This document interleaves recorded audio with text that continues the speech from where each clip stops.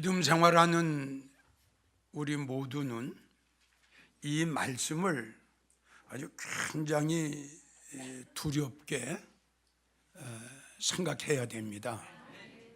예수님께서 말씀하시기를 내가 이 땅에 다시 갈 때에, 이 뜻이 되겠죠. 오늘 본문의 말씀은 인자가 올 때에 이 세상에서 믿음을 보겠느냐.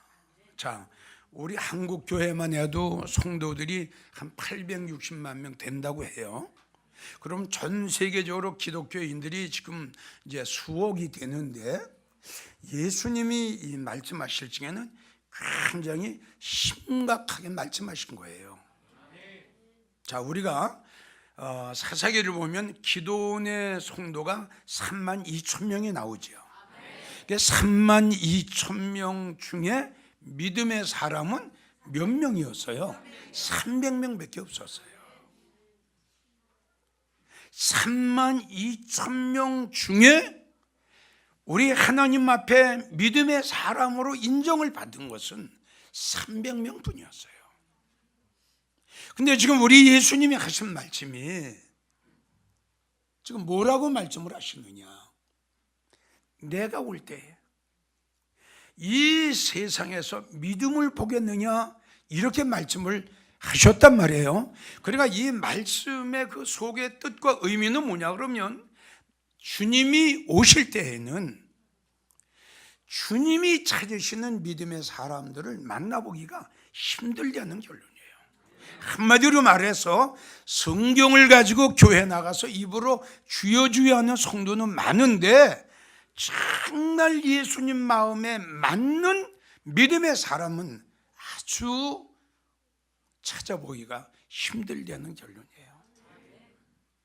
우리는 주님이 오실 때에 주님이 찾으시는 믿음의 성도들이 꼭 돼야 됩니다. 주님이 이 말씀을 오실 적에 상당히 염려하셔서 예언하신 말씀이에요. 마지막 때에는 이렇게 믿음의 사람을 찾아볼 수가 없게 되는 날이 올 것이라고. 그 시대가 지금 왔잖아요. 예수님의 예언하신 말씀이 지금 이루어졌잖아요. 왔어요. 자, 우리 예수님이 찾으시는 믿음의 사람들이 어떤 성도들일까? 제일 첫째, 믿음의 정절을 지키는 성도들입니다. 믿음의 정절이에요. 믿음의 정절. 아멘. 믿음의 정절이에요. 요한계시록 2장 13절을 보게 되면 죽임을 당할 때에도 죽어가요. 죽임을 당할 때에도 죽어가면서도, 순교를 당해가면서도, 사형장에 끌려가면서도, 바로 이 뜻 아니에요? 죽임을 당할 때에도. 대단한 사람들 아니겠어요? 죽임을 당할 때에도, 죽어가면서도 나를 믿는 믿음을 저버리지 않았다. 할렐루야. 죽어가면서도 말이에요.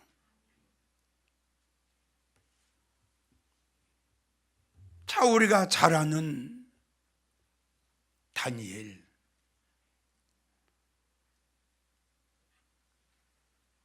사자굴 속에 끌려가면서도, 사자굴 속에 끌려갈 몇 시간을 남겨놓고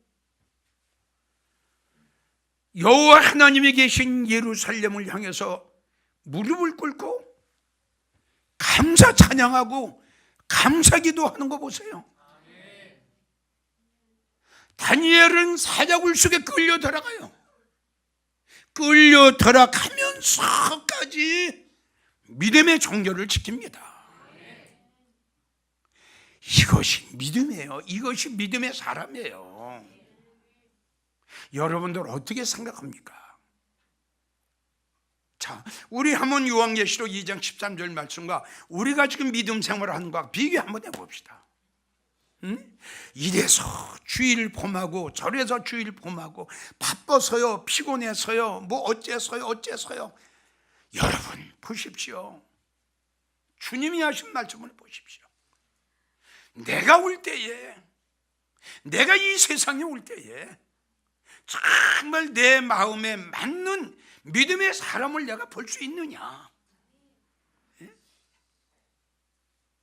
죽임을 당하면서도 나를 믿는 믿음을 저버리지 아니했다.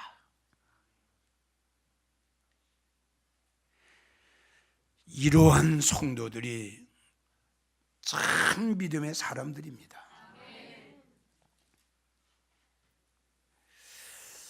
요한계시록 14장 11절에서 12절을 보면 우상에게 경배하고 그 표를 받는 자는 누구든지 쉼을 얻지 못하리라. 그러나 성도들의 인내가 여기 있나니 저희는 하나님의 말씀과 예수님의 믿음을 지킨 자녀라. 할렐루야. 자, 사드락, 메삭, 아벳느고, 왕이 만들어 놓은 그 우상에게 절 한 번만 하면 살 수가 있죠. 왜 많은 거 하나 거절하지 못하고 세상과 짝이 되고 세상에 오염이 되고 다 타락에 연속을 해가는 이 시대에 사드락, 메삭, 아벳느고와 같은 그러한 믿음의 성도들이 나와야 됩니다. 왕이 만들어 놓은 우상에게 절 한번 하면 됩니다. 그런데 그 세 친구는 믿음의 정교를 지키기 위해서 7배나 뜨거운 풀무불 속에 들어가는 거 보세요. 자, 지금 아마 우리 한국교회 성도들, 또 나도 그렇고요, 그러한 7배나 뜨거운 풀무불 속에 앞에다 딱 데리고 가서 너 예수 믿을 거냐, 예수 안 믿을 거냐, 칼을 내 목에다 대고 너 예수 믿을 거냐, 안 믿을 거냐, 눈을 딱 감고 수갑을 채우고 뒤로 하고 총을 창 겨누면서 너 예수 믿으면 죽고 예수 부인하면 살려줄게 이랬을 때에 과연 그 마지막 순간까지 2장 13절의 말씀과 같이 죽임을 당하면서도 나를 믿는 믿음을 저버리지 않았다. 내가 사자굴 속에 끌려 따라가면서 가진 믿음의 정교를 지킬 수 있을까? 7배나 뜨거운 풀무불 속에 들어가면서도 믿음의 정교를 지킬 수가 있을까? 이 설교를 듣는 전국의 성도 여러분, 그리고 이 자리에 있는 여러분들도 이러한 환경이 우리에게 온다면 어떻게 될지 모르겠죠. 그런데 이러한 환경이 아니면서도 믿음의 정교를 저버리는 성도들이 지금 얼마나 많습니까? 예? 믿음 생활하는 주의 종으로서, 믿음 생활하는 성도로서 가지 말아야 할 것을 가고 먹지 말아야 할 것을 먹고 하지 말아야 할 일을 하는 자들이 얼마나 많습니까? 지금 이런 거 하나 끊지 못하고요, 이런 거 하나 거절하지 못하고요, 이런 거 하나 뿌리치지 못하고요, 어떻게 믿음의 정교를 지킨답니까? 믿음 생활하는 우리 모두는 뭔가 세상 사람과는 달라져야 되지 않겠나? 우리는 절제 생활을 해야 되고, 우리는 경건의 생활을 해야 되고, 그런데 믿음 생활하는 성도들이 세상 사람과 같이 똑같은 생활을 한다면 우리가 무슨 성직자고 우리가 무슨 성도라고 할 수 있나요? 하나님이 찾으시는 것은 이렇게 믿음의 정도를 지키는 자예요. 다니엘처럼, 사드락 메삭 아벳느고처럼. 그리고 열왕기 상을 보면 엘리야 시대 때 모든 사람들이 다 바알에게 다 무릎을 꿇었어요. 다 꿇었어요. 그때 안 꿇은 사람이 엘리야하고 7천 명이에요. 아멘. 성경을 보게 되면 바알에게 무릎을 꿇지 아니하는 7천 명, 그들은 바알에게도 무릎을 꿇지 아니하고 그들에게 입도 맞히지 않았다. 이 뜻이 무슨 뜻인지 아세요? 참 믿음의 정교를 지켰어요. 이 설교를 전국에도 들으시는 성도들과 이 자리에 모인 여러분들이 이 시대에 하나님께서 믿음의 사람으로 남겨놓으신 7천 명이 되기를 축원합니다. 믿음의 사람 7천 명, 세상과 싸워 이기고, 명예와 싸워 이기고, 죄악과 싸워 이기고, 돈하고 싸워 이기고, 나와의 싸움에서 이긴 사람들, 7천 명의 믿음의 사람들. 이러한 성도들을 우리 예수님이 지금 찾고 계시는 거예요. 우리는 합격자가 돼야 돼요. 누차 이야기를 했지만 이 믿음은 생명보다 귀한 거예요. 돈 주고 믿음 삽니까? 얼마 주고 믿음을 삽니까? 우리가 주님을 믿고 우리가 하나님을 의지하고 살아가는 것도 하나님이 우리에게 축복하신 거예요. 참 기독교의 종교만 생명의 종교 아니에요? 이 생명의 진리의 이 종교, 주님을 믿게 한다는 이 자체가 엄청난 복입니다. 이걸 우리는 알아야 돼요. 우리가 그냥 믿음 생활한 거 아니에요. 그렇지 않아요. 다 주님이 다 계획 속에, 우리가 얼마나 복받은 성도들. 그런데 믿음 생활하는 성도들이 교회 나가고 믿음 생활하는 걸 이걸 축복인 줄 몰라요. 그 돈이나 많이 벌고 사업이나 잘 돼야 이게 축복받은 걸로 아는데 그게 아닙니다, 여러분. 믿음 생활 잘하는 것이 축복 중에 축복이에요. 이걸 우리가 알아야 돼요.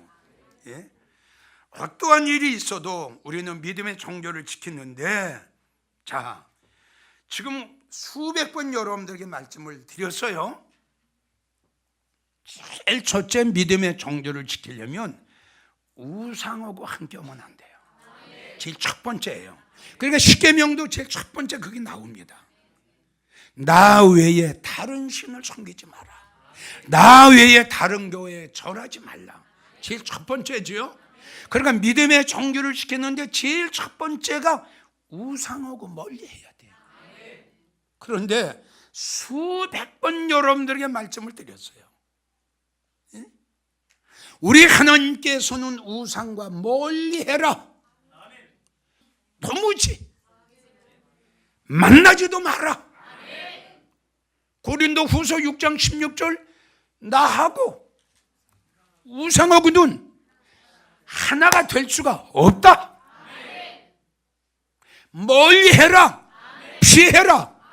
그랬는데 오늘날 일부 무지한 목사들, 아주 무지한 목사들, 성도들을 죽이는 목사들, 성도를 격길로 끌고 가는 목사들, 미혹하는 목사들, 바람 잡는 목사들, 우상을 섬기는 자들을 하나님의 단에 딱 세우고, 또 일부 무지한 목사는 성도들 데리고 절에 가서 부처에게 절을 하게 하고, 어느 목사는 성도들 데리고 절에 가서 예배를 드리고, 이건 있을 수가 없어요. 어떻게 하나님을 섬기고 예수님을 섬기는 자들이, 여러분 어떻게 우상하고 함께 합니까? 우리 사람도 이렇게 봐가면서 사귀지 않아요? 맞죠? 아니 아무나 사깁니까? 아니잖아요. 내가 저 사람을 사귀어야 될지, 내가 저 사람을 만나야 될지, 이걸 우리가 가려가면서도 사람을 만나는 거 아니에요? 아니 그런데 여러분, 하나님 예수님 분명히 말씀했어요. 나는 우상하고 하나가 될 수가 없다 그랬단 말이에요. 그런데 지금 하나가 되자는 거 아닙니까? 이러한 교회 아니에요. 성도님들, 주님 떠나셨어요. 나오세요. 교회 아니라니까요. 예수님 안 계세요. 성령의 역사 없어요. 첫날 만나를 다녀보십시오. 내가 그전에 자세히 설명했잖아요. 우상을 섬기는 자들은 하나님을 배반한 자다. 우상을 섬기는 자는 하나님을 배도한 자다. 하나님께서는 너희들이 나를 배반했으니 나 또한 너희를 불쌍히 여기지도 아니할 것이고 아껴보지도 아니할 것이며 성경에 있는 모든 저주의 저주를 내가 너희에게 나르리라. 결코 면제하지 않을 거라고. 살려면 나오십시오. 두 번째, 주님이 찾으시는 믿음의 사람은 어떤 사람들인가? 두 번째는 주님을 기다리는 믿음이에요. 아멘. 주님을 기다리는 믿음. 오늘 본문의 말씀, 인자가 올 때라는 뜻은 뭐지요? 주님이 오실 때. 할렐루야. 그러니까 아까도 말씀드렸지만 이 18장 8절의 말씀은 주님이 오실 때에는 교회도 주의 종들도 성도들도 이렇게 된다는 거예요. 믿음이 떨어지고 믿음이 약해지고 믿음을 더럽히고 믿음의 정절을 지키지 못하고 있다는 거죠. 그러니까 인자가 올 때란 가셨던 예수님이 다시 오실 것을 말씀하셨고, 인자가 올 때 주님이 오실 때를 말씀하신 거예요. 주님이 다시 오실 때에 주님을 기다리는 믿음을 가진 성도들을 볼 수 있겠느냐, 이 뜻이에요. 성도들이 왜 재림의 신앙을 안 가졌어요?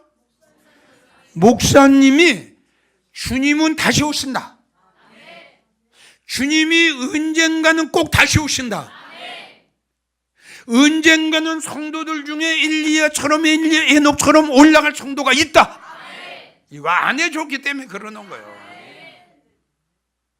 자, 요한복음 14장 1절 잘 아시죠?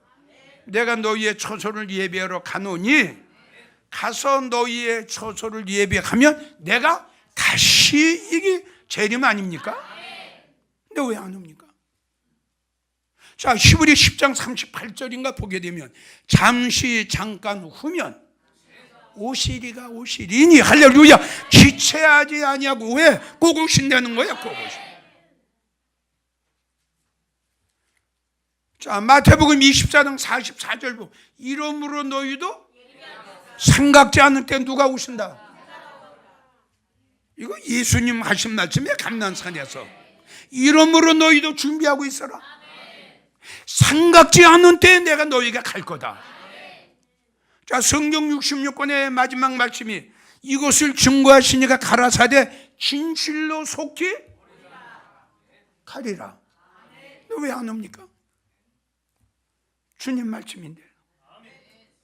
여러분, 주님 오실 때가 가까우면 가까울수록 주의 길을 예비해 드려야죠. 주의 길을, 세례 요한처럼 주의 길을 예비해 드려야죠. 주님 곧 오신다, 주님 꼭 오신다, 준비하자라고. 그건 왜 안 옵니까? 이거는요, 참 불행한 일이에요. 내가 생각을 지게는 불행한 일이에요. 그리고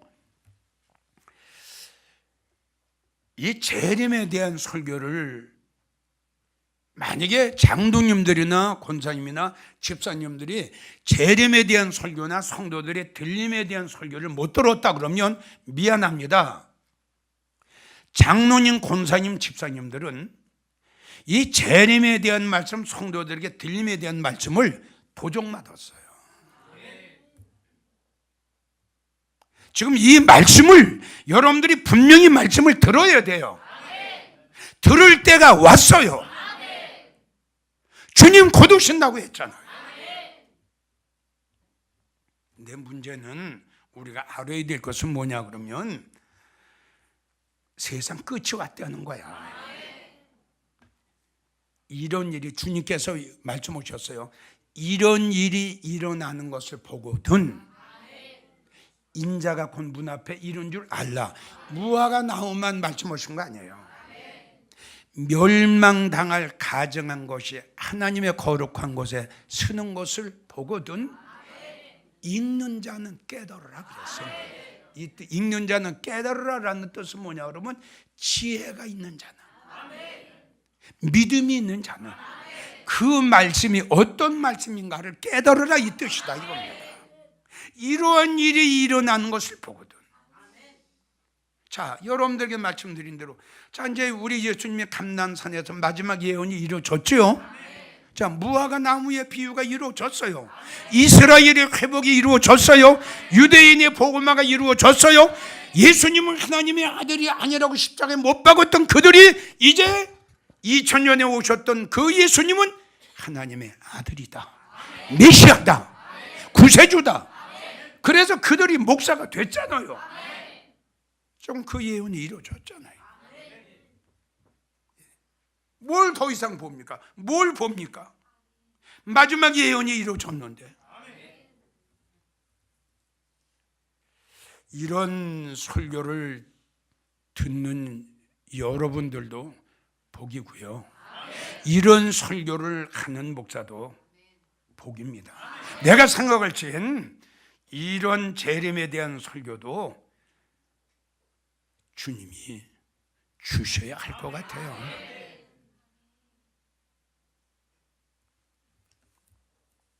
지금 축복의 설교는 대홍수가 났죠.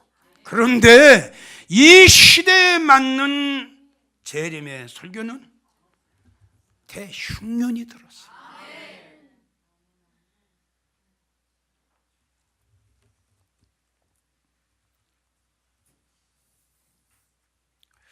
마태복음 24장 45절에서 46절까지 보면 충성되고 지혜 있는 종이 되어 그 집 사람을 맡아 때를 따라 양식을 나눠줄 자가 누구냐?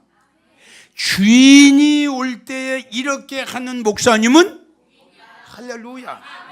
목사님들 예수님 오실 때에 목회 참 잘했다고, 예수님 오실 때에 칭찬받고 예수님 앞에 복 있는 종이라고 칭찬받는 주의 종이 되기 위해서는 이 시대에 맞는 설교를 하세요. 지금 내 말 아니잖아요.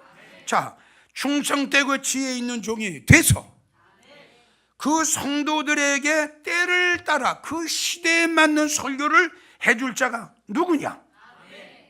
이렇게 하는 목사님은 주인이 누구예요? 그렇죠. 예수님 오실 때에 복이 있는 종이 될 거다. 그러니까 그 시대에 맞는 설교를 하셔야 돼요. 지금 말씀드린 대로 주님 오실 때가 다 됐어요. 주님 꼭, 그리고 곧 오세요.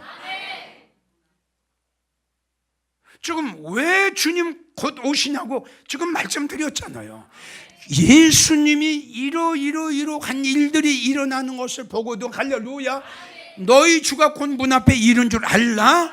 이 지혜가 있는 자는 깨달을지언정. 자, 다 이루어졌잖아요.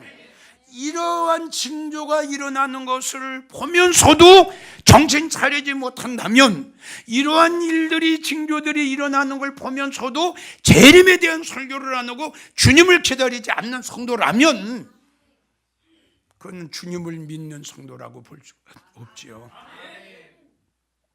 주님을 믿으면 예수님이 하신 말씀도 믿어야지요.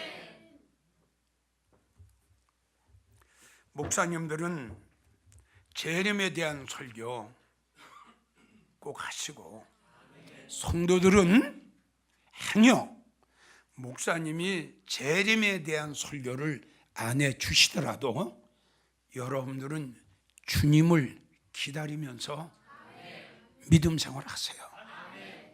그래서 고린도전서 1장 7절, 예수 그리스도의 나타나심을 기다려라. 할렐루야. 이사야 8장 17절, 나는 여호와를 기다리며 그를 바라보리라. 아멘. 누가복음 12장 36절, 주인이 와서 문을 두드리면 곧 열어주려고 기다리는 사람과 같이 가라. 오늘 이 설교를 전국에서 들으시는 성도 여러분, 또 이 자리에 참석한 여러분들도 우리 예수님이 오실 때 찾으시는 믿음의 정조를 지키십시오. 어떠한 환경 속에서도, 어떠한 핍박 속에서도, 어떠한 비방 속에서도, 어떠한 어려움 속에서도, 어떠한 가난 속에서도, 어떠한 극한 아주 환난 속에서도 이 믿음의 정조만큼은 꼭 지키세요. 큰 축복이 될 겁니다. 그리고 두 번째는 주님을 기다리면서, 다시 오실 그 주님을 사모하면서 믿음 생활하시는 여러분들이 되시기를 주님의 이름으로 축원합니다.